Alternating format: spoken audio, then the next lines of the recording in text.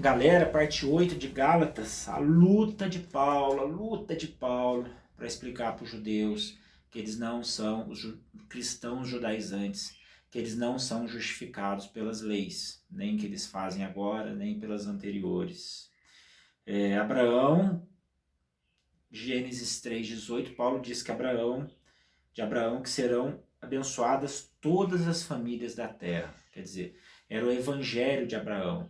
Ó, pela sua fé, porque você creu, lá para frente, todas as famílias da terra serão abençoadas, que era diferente da época da lei, que a bênção era para o judeu, apesar de Deus ter abençoado outras nações também, mas o foco de Deus era para o judeu.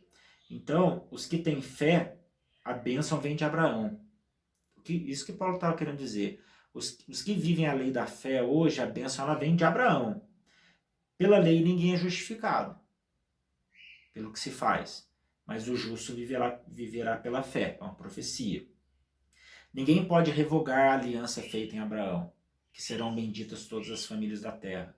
Ninguém tem esse poder de anular esse evangelho de Abraão, que nele serão benditas todas as famílias da terra. Então por que a lei? Aí no versículo 19 do capítulo 3 ele explica. A lei veio por causa da transgressão, para manter o povo na linha. Deus se fazia conhecer pelos profetas, pelos reis, pelas leis. Ele se fazia conhecer, mas o povo não conhecia a revelação total de Deus, que era o ser de Deus. Cristo vindo, Deus vindo em forma de homem. E isso expressava o ser de Deus, que é o amor. E a lei não trazia essa expressão. A lei trazia um conjunto de regras para você viver, para você tentar viver livre da transgressão. Então fazia parte da história, sim, mas a revelação de Deus progressiva ainda não tinha revelado para eles Cristo, a expressão do ser de Deus para a humanidade, e nem o Espírito Santo dentro deles. Também não tinha revelado isso.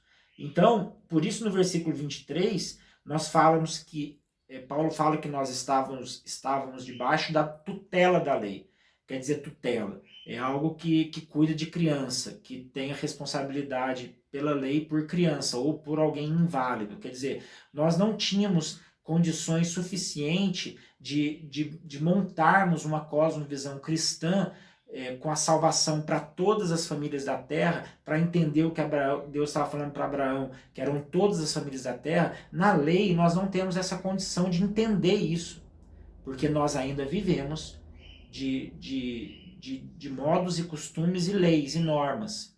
Mas a lei serviu enquanto éramos crianças, enquanto vivíamos debaixo dela, enquanto necessitávamos dela para não transgredirmos. Mas essa fé no futuro, ela foi revelada. Então, quer dizer, quem vivia na lei passa a viver pela fé. A lei se tornou, então, naquela época, um guia, uma orientação para guiar o povo até Cristo e depois o povo viver na fé pela graça. A lei serviu para isso. Versículo 25, Paulo fala que com a fé nós não permanecemos mais com esse guia da lei, com essa orientação da lei, porque vivemos pela fé. Versículo 28, ele diz, terminando o capítulo, que não importa se é grego, se é judeu, se é escravo, se é liberto, se é homem, se é mulher, todos estão em Cristo, porque são descendentes da promessa de Abraão, que serão benditas todas as famílias da terra, e não das promessas da lei, porque na lei não tinha promessa, na lei tinha norma. Então, Paulo quer dizer o seguinte para eles, olhem para Abraão, ele veio antes da lei. E nós vivemos no que ele foi abençoado, não do que a lei trouxe, mas do que Abraão. Então por que a lei? Porque o povo não tinha a revelação completa, que foi progressiva. Então eles estavam num momento que eles não tinham a revelação completa, enquanto não tinham, a lei era a única forma de Deus se revelar, de Deus se mostrar, era um guia para eles viverem longe de uma vida de pecado e de transgressão. Era um guia, tanto a lei quanto os profetas, os ensinamentos do Antigo Testamento. Mas no Novo Testamento, por 2 vezes, a imagem do período da lei, da linha do tempo da lei, Então nós temos Abraão aqui, a lei aqui e a graça aqui. Por 2 vezes no Novo Testamento, os escritores, eles querem dizer o seguinte: você precisa enxergar Abraão, você pula a lei e enxerga Cristo. Aí nós vamos falar, o irmão está anulando a lei. Não, calma. Por 2 vezes no Novo Testamento, os escritores estão em Abraão e fazem questão de mostrar que estão pulando a lei e mostrando Cristo. Primeiro, Paulo, que diz o seguinte, que o período da lei sendo pulada entre Abraão e Cristo. Aqui Paulo diz que a promessa foi feita ao descendente de Abraão. Paulo explica isso, que a promessa foi feita ao descendente de Abraão, não aos descendentes de Abraão. Então a promessa não foi para os judeus, Paulo quis dizer isso, mas foi ao descendente. Então a promessa de Abraão foi ao descendente que é Cristo. E para todas as famílias da terra. Então sai do período da lei, porque o período da lei não era para todas as famílias da terra.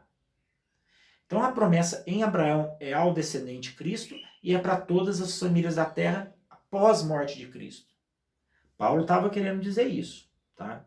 Estava tentando convencer os cristãos judaizantes disso. Parem de usar a lei. Olhem para Abraão.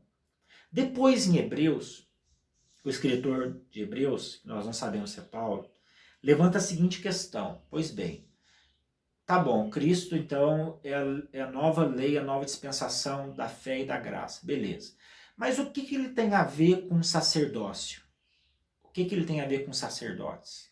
O que ele tem a ver com tabernáculo? O que ele tem a ver com os rituais? Aí o próprio autor de Hebreus fala assim, bom, vocês estão confundindo as coisas. Vocês estão falando, então, vocês estão duvidando de Cristo porque ele não vem da linhagem do sacerdote, certo? Certo, nós estamos duvidando de Cristo porque ele não veio da linhagem dos levitas, ele não era sacerdote. Pois bem, só que ele veio da linhagem do sacerdote Melquisedeque. Quem era Melquisedeque? Era o sacerdote antes da lei, que era o sacerdote de Abraão, que Abraão deu o dízimo para Melquisedeque. Então, quando se duvidam do sacerdócio, do sumo sacerdócio de Cristo, pelo trabalho, pelo serviço, pelo ministério de Cristo, dele não ser um levita, aí o autor de Hebreus já traz a deixa. Não é desse sacerdócio que ele veio. Não é do período da lei que ele veio.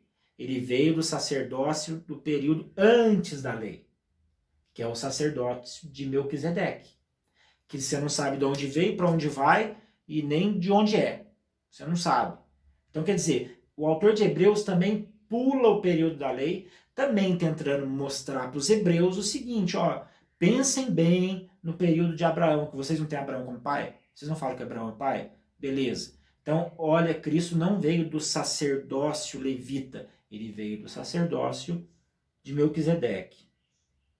Mas, tudo bem, esses escritores estão pulando o período da lei para mostrar para os hebreus, para os judeus, que olha, teve a sua importância, mas vocês precisam tirar isso do meio de vocês.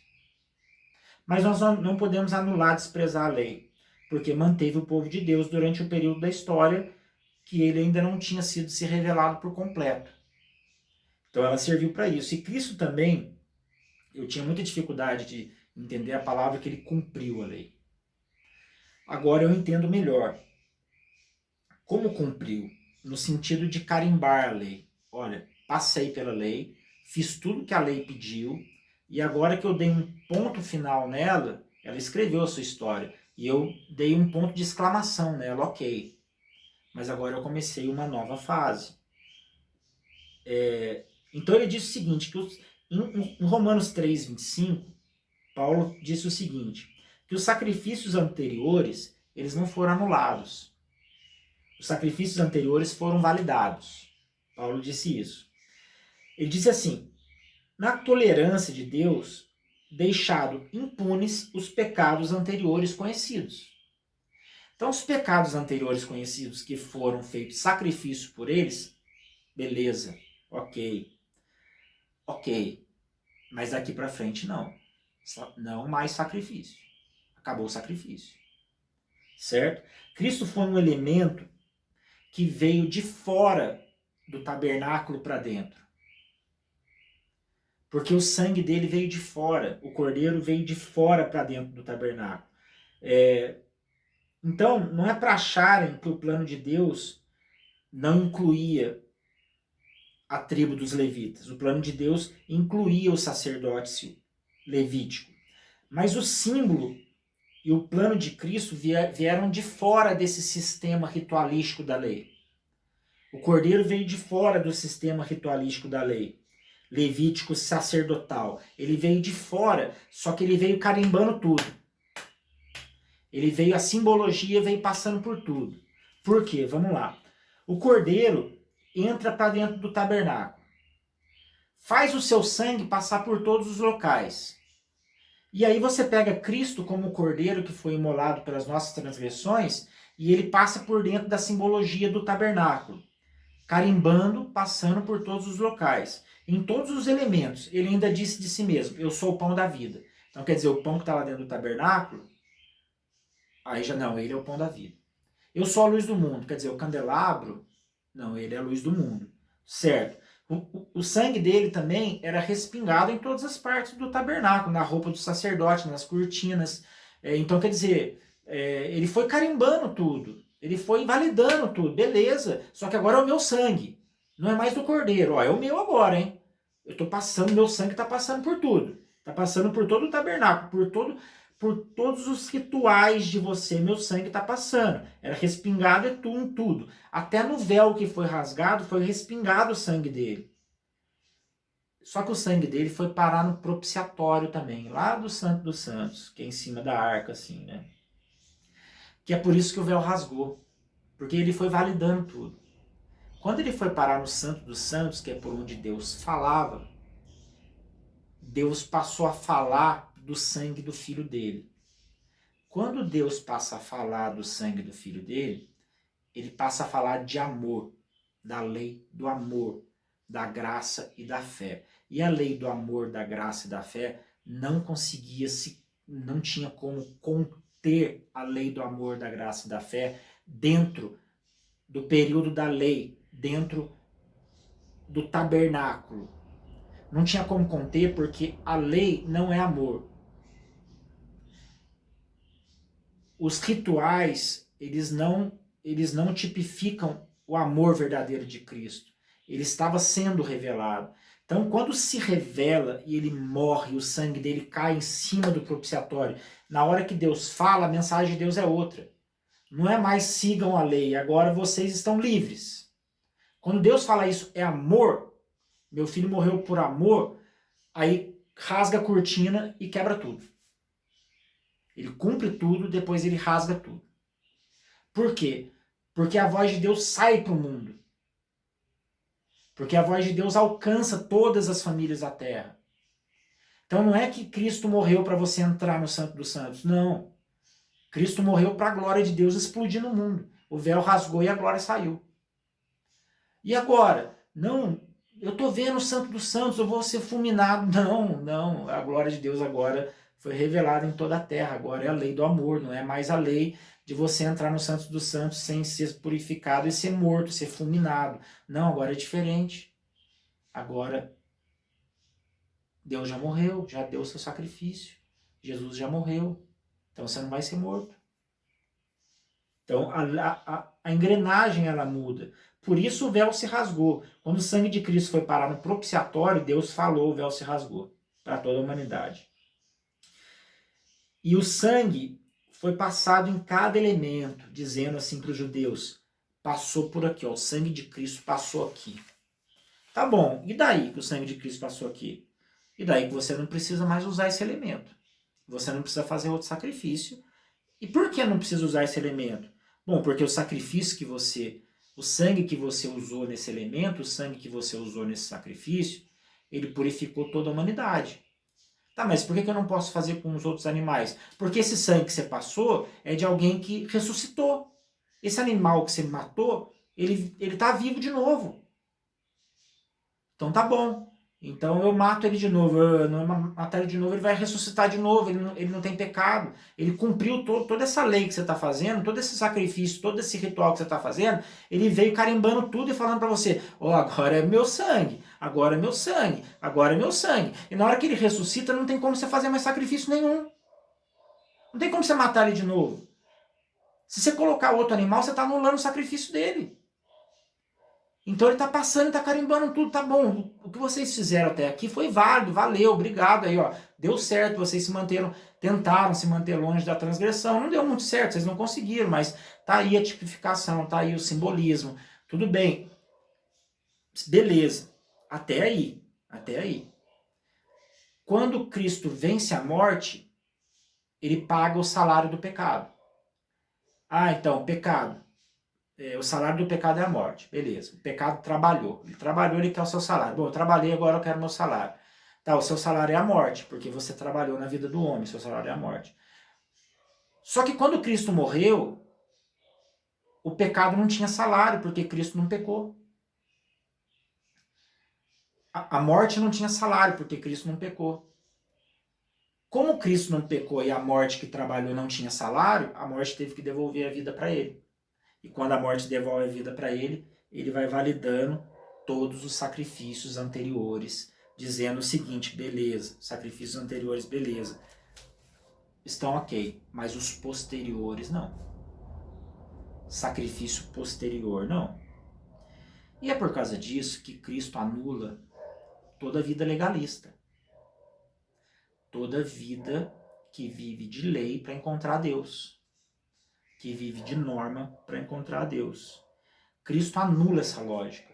Por causa disso que, ó, até aqui o sacrifício e a lei, beleza. Tá, validei, tem salvação, beleza. Depois daqui não, depois daqui é outra coisa. Depois daqui vocês não podem viver assim. Depois daqui não adianta ficar fazendo sacrifício, não adianta ficar seguindo doutrina para tentar agradar a Deus. Não adianta mais você fazer para chegar até Deus, porque eu já fiz. Eu já fiz o sacrifício, não adianta você entrar nesse sistema de sacrifício, de se machucar, de se doar, porque é em nome de Deus, então eu faço, e como é em nome de Deus, dane-se os outros, porque é em nome de Deus. Não, agora a lei é do amor, ela não segue mais essa lógica, ela não segue mais você fazer por merecer. Não, agora é outro sistema. Ele cumpriu o anterior. Então, não é mais o sistema os sacerdotes, são os sacerdotes. É o único meio da gente chegar até Deus, é o sacerdote. É o exclusivo sacerdote. A casa dos levitas, eles eram exclusivos. Eles que eram o aio para que os homens chegassem até Deus, fossem perdoados por Deus por sangue de animais. Olha, ótimo, vocês são exclusivos nisso. Agora vocês não são exclusivos mais em nada. Vocês estão igualados a toda a humanidade, porque benditas são todas as famílias da terra pelo Evangelho de Abraão. Então acabou o exclusivismo de vocês. Então essa turma que faz separação no meio e deixa santo de um lado, profano do outro, a minha instituição aqui e a sua aqui, eu sou santo, você não é santo, você é pecador. Essa norma, essa regra, gente, acabou. Nós não somos mais exclusivistas. Nós não somos mais. Se em ti serão benditas todas as famílias da terra, com a morte de Cristo, Deus está abençoando todo mundo, galera. Está abençoando todo mundo. E aí você vê hoje que a maior parte dos 7 bilhões de habitantes, a maior parte crê em Abraão como pai. Por quê? Porque o muçulmano também crê que saiu de Abraão. O judeu crê e o cristão crê. E Cristo alcança até os orientais, porque em ti serão benditos todas as famílias da terra. E um único sacrifício santificou a todos. Exclusivismo. Aí não tem como você também trazer leis, trazer uma gama de norma para você seguir hoje, entendeu? Faz isso, será abençoado, essa nova ordem das novas igrejas, a nova ordem do sacrifício, dos novos sacrifícios, de lei daquilo, de lei disso, de você pode fazer aquilo, de você não pode fazer aquilo, sabe? A gente já sabe o que pode não fazer. Não adianta você viver com leis e normas e regras. Acabou, gente, acabou o legalismo, acabou o exclusivismo. Jesus veio cumprindo tudo, deixando a marca tudo, sacerdote. Acabou o seu sacrifício, ó, acabou o seu trabalho, tá? Você foi demitido. E agora você foi contratado para pregar a fé e a graça. Não, mas e os rituais? Chega de ritual, gente, chega. Você, sacerdote, você foi demitido. Não, mas a lei, eu preciso sacrificar um animal para que eu tenha perdão dos meus pecados. Não. Já fui sacrificado por você. Você clama por perdão, por arrependimento, para ser uma nova criatura. Ponto. Não, mas eu preciso fazer isso para ser uma nova criatura. Não! Sacerdote, você foi demitido. Não precisa mais. O que eu faço agora? Peça perdão a Deus, se arrependa do que você fez. Aceite Cristo como Salvador de sua vida. É o Cordeiro que foi imolado por você, o sangue dele por você. É o reino de Deus agora. Deus se revelou ao homem por completo. É a nova revelação de Deus. Na lei você não enxergava isso, por causa disso que você tinha que viver de lei e norma. Agora não, agora você enxerga essa nova revelação. O amor que estava no Santo dos Santos, ele explodiu para a terra, rasgou o véu. Jesus com o sangue dele foi carimbando cada ritual seu. Acabou o seu serviço. Você já fez tudo que tinha que fazer pela humanidade. Agora você prega outra coisa. A lógica acabou. A lógica do mérito acabou. Não, eu fiz mais, então eu ganho mais. Eu dei mais para ganhar mais. Acabou a lógica da religião. Acabou a meritocracia. Cristo carimbou tudo isso. Tá bom, gente. Tá bom, era mérito. Se o judeu andasse certinho, Deus abençoava, Deus dava riqueza, beleza. Se eles andassem idolatrando, Deus mandava o gafanhoto, mandava outras nações dominarem eles, beleza. Agora não, acabou essa lógica, esse mecanismo não funciona mais. Por quê? Porque o amor explodiu em tudo. Então não tem mais você ter mérito, você fazer alguma coisa para você merecer, ou você não fazer e ser amaldiçoado, não tem mais isso. Isso foi cumprido, Jesus deu carimbo nisso, passou. Agora não, agora é a lei do amor, da fé e da graça. Então não importa o que você faça, de bom, você não vai mexer a alavanca para Deus fazer para você. Não vai. Porque ele já fez por você. Ele já agiu. Ele já fez. Acabou a centralidade nos ritos também, gente. Porque a centralidade nos ritos deixa a pessoa vazia. Entendeu? Então, centralidade nos ritos. Por exemplo, fui no culto domingo. Fiz meu papel, hein? Fui no culto domingo. Grande porcaria que você foi no culto domingo. O que mudou na sua vida segunda-feira?